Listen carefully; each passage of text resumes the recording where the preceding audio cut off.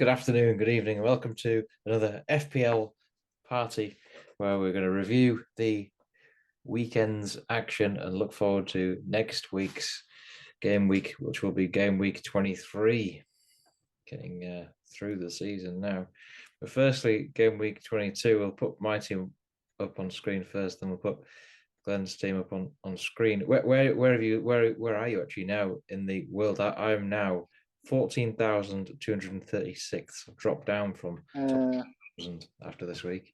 Yeah, I've dropped down 22,881, so maybe dropped impressive though, yeah.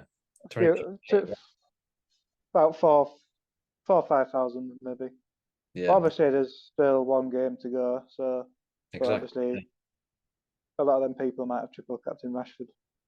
Yeah, so the reason for my drop is I'm game week rank at 3.4 million this week, which is not great after I've been doing so well the past few weeks. But triple captain for me this week was a quirky triple captain with Luke Shaw. Went for a bit of a punt, but that's what I'll be doing all season, getting a base of Kane, Haaland, Mitrovic, the likes of Saka, Trippier, Pope, and then mixing it in with a few little interesting punts. And this time it was the Luke Shaw triple captain, and Man United concede with 15 minutes to go when they have 10 men. Shaw was on for bonus points. I think he was on for 2 bonus points at the time when they conceded. So he would have probably ended up with similar, if not more, points than Rashford in the end. But as it was, Rashford gets 12 points, and I regret not captaining or triple captaining Rashford. I thought this was a good week to do a triple in. Some people will be saving it for next week with Haaland having 2 fixtures, but Haaland, one of those fixtures is Arsenal, so it's not an easy fixture. So rest of my team, so Shaw did get an assist, and he's still got the game against Leeds on Wednesday evening to play. Rashford also to play against Leeds, and I've also put in another bit of a punt Woba for Leeds, who didn't get a clean sheet against Forest. I thought that Leeds had a decent chance of getting a clean sheet there. He only got 1 point and took out Henry from Brentford, who got 7 points. So a bit of a disaster there as well. So it's been a pretty poor week. The good scorers are obviously Rashford, who loads of people have got, Kane, who quite a lot have got. It's now up to 36.7% of people who've got Kane. Unsurprising because he's been in amazing form all season. But aside from that, wasn't too many other points in my side there. So we'll see what happens, as I say, with the 3 players to play again midweek. Let's go into your team now, Glenn. So I did my wild card because with the League Cup final coming up, I wanted to drop a couple of Newcastle players and then sort of plan around it. So I went for De Gea in goal. I originally had Shaw, but my thinking was if I have another goalkeeper on the bench, I'll just be able to swap them for the game week 25, is it, when it's a League Cup. So De Gea, 2 points with a game to go. And I did have Edison on the bench with 1 point, so, it could end up getting a clean sheet, so it might not be too bad. Yeah, he's going to get almost certainly some points in that game. Leeds aren't going to score 4 or anything like that, and so I'm sure it was the right decision. It was I think looking at the fixture, the Crystal Palace and Leeds at home, it was almost certainty you needed some sort of Man United defender or goalkeeper. Yeah, it's just unfortunate they conceded in that first game, and maybe they'll concede against Leeds. Who knows, depending on their manager situation.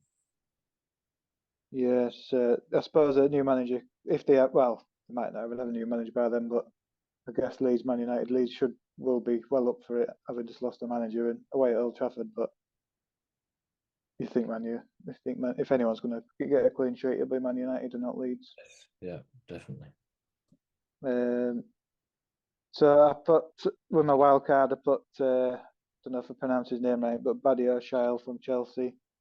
They played the last 2 league games before and kept 2 clean sheets.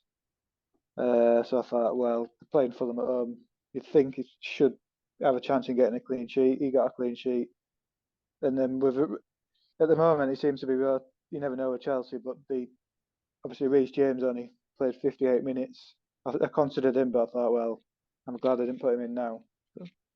Trippier, obviously, I've took him out before, and you can't. I made that mistake. So, I mean, this week obviously it would have been fine, but a few not bad fixtures coming up before the final. That's why he stayed. Ben White still stayed in. But Arsenal, if I'm honest, I thought Arsenal would probably beat Everton 2 or 3-0 and it would be a clean sheet, but that's football. And I brought Martinelli in. Main reason because we've got two games next week, but I want that. I know he's not in great form. I wasn't really mad keen on bringing him in, but there weren't really many other options. So I thought Everton away, surely he's going to start scoring again. But then he came off, I think, in the 58th minute. But where it worked out, bringing Rashford back in and Fernandes, they were my main point scorers this week. Rashford captain, Fernandes. I was considering captaining Fernandes, which wouldn't have been a disaster. Obviously, but Rashford was just the better option.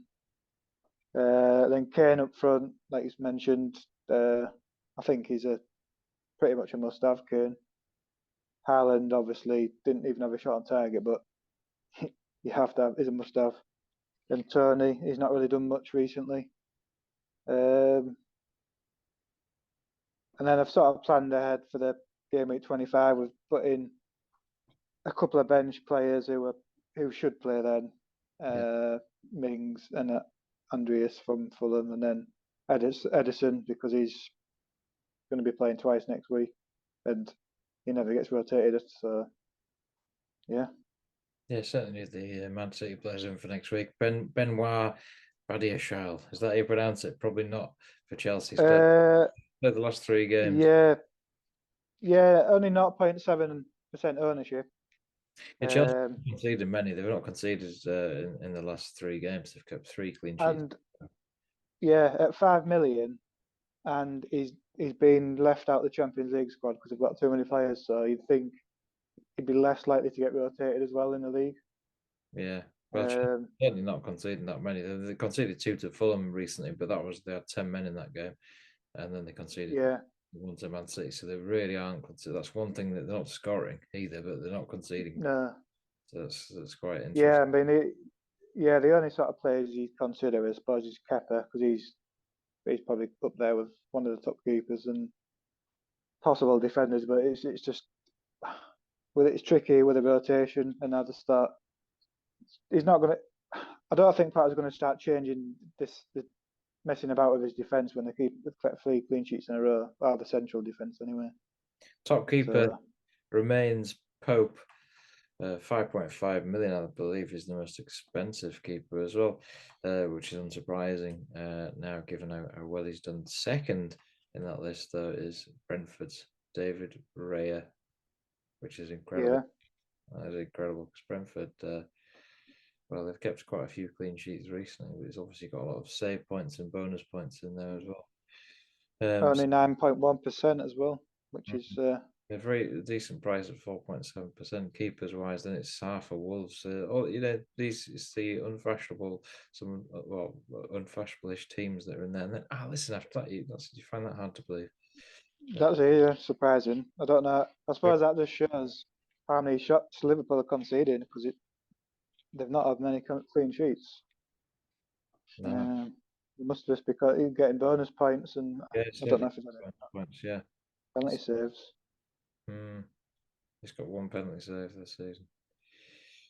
Very interesting, very interesting. But next week it's difficult with the transfers. Man City playing twice, Arsenal playing twice, but they're playing each other, so it's not a brilliant game. So I've got 5 players across both teams, which I'll be keeping. I will be putting Lewis in, even though that's a bit of a risk from the bench. And also I've got De Bruyne, who's not always playing every game either, so that's a bit of a risk in itself. Martinelli, like I say, is not in the best of form. I've got him, so I'm not mega confident with my team at the minute. But I can't. I won't be making any transfers this week, so I need to save up for 2 next week. Because I need another keeper in because I've got double Newcastle keeper at the minute, just because I think Newcastle are just so strong defensively.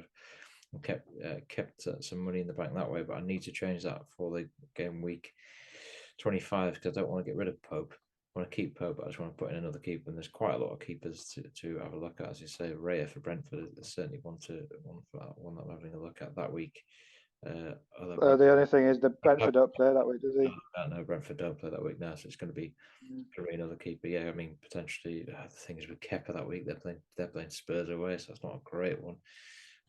So it's going to be an interesting selection to get another keeper that week. Ramsdale for Arsenal potentially if I can squeeze him in somehow, or maybe even Pickford for Everton. Now they've got Dyche. I think Everton players that ones to potentially look at now, certainly defenders. If we look at Everton, then quickly, or potential low percentage. I mean, they've got Liverpool away on Monday, but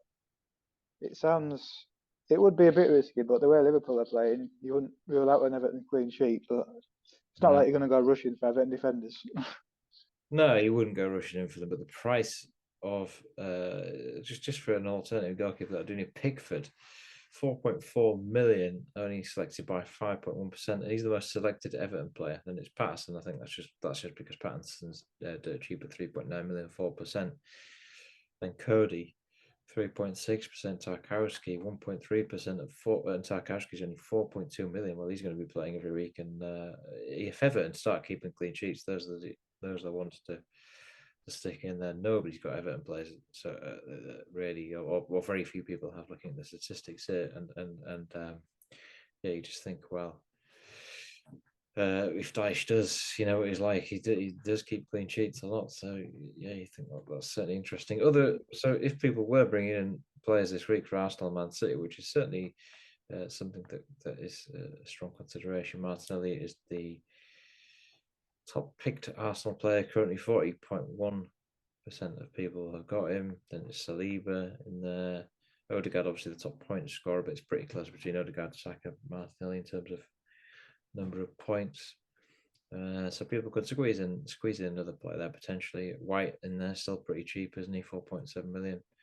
But then again, away at Man City, although Man City not playing too well, you still wouldn't fancy Arsenal to keep a clean sheet, particularly in that game. But there are other fixtures. Well, it's at home actually. Yeah. Arsenal and Man City. Oh yeah, sorry. Yes, it is. Yeah, Arsenal are at home. Yeah. So the way Man City are playing, you wouldn't really bank them on scoring the way they're playing.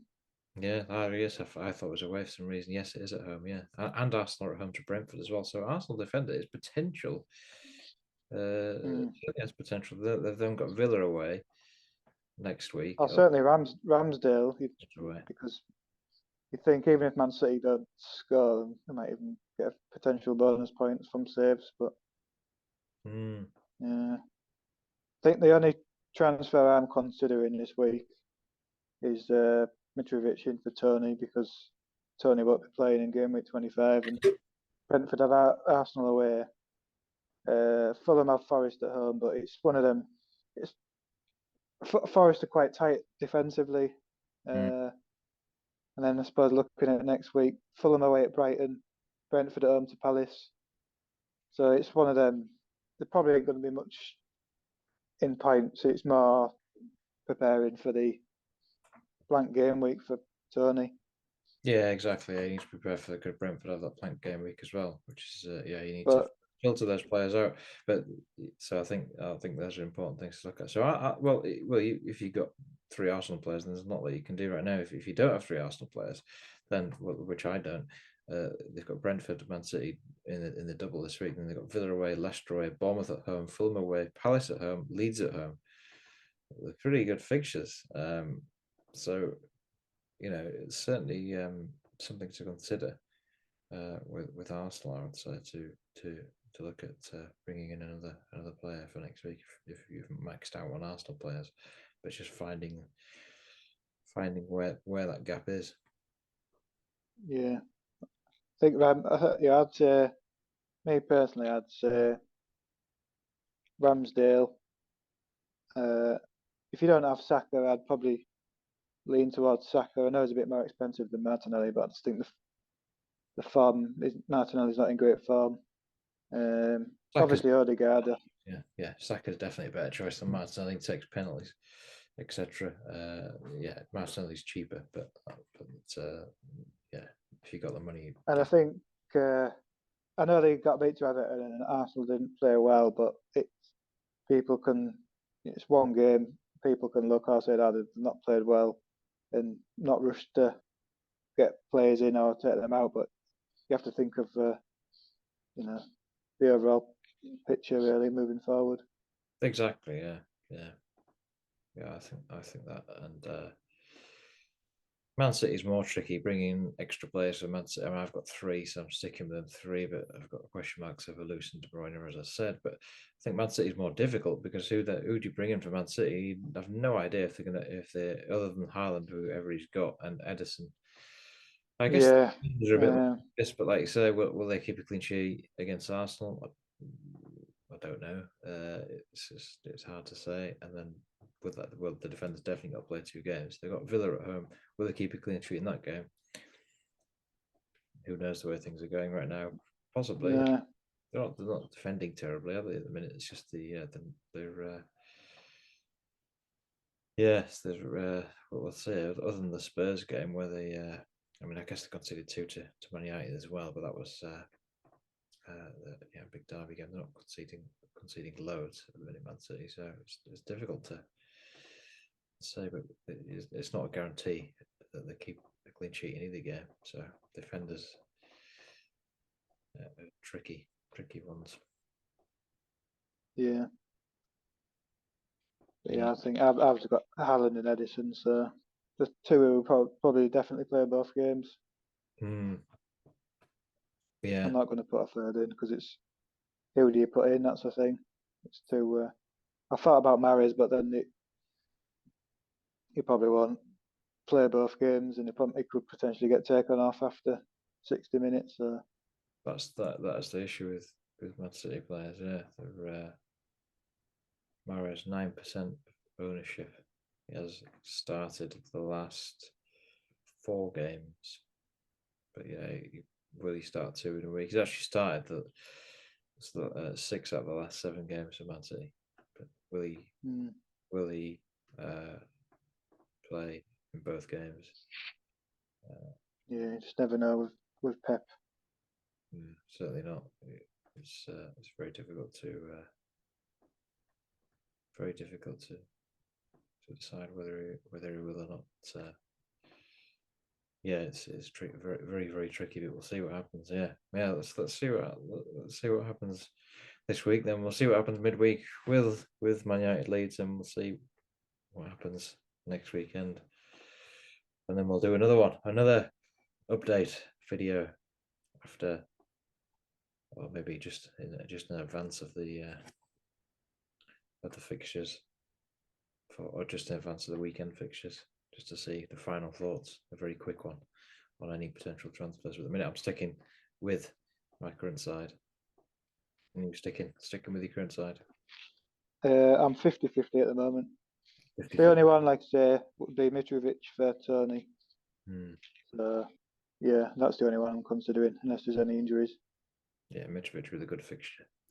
So I think that's a fair one to do. Right, we'll leave it there, and we'll be back again very soon. I'll see you soon. Cheers. See you soon. Goodbye. Bye.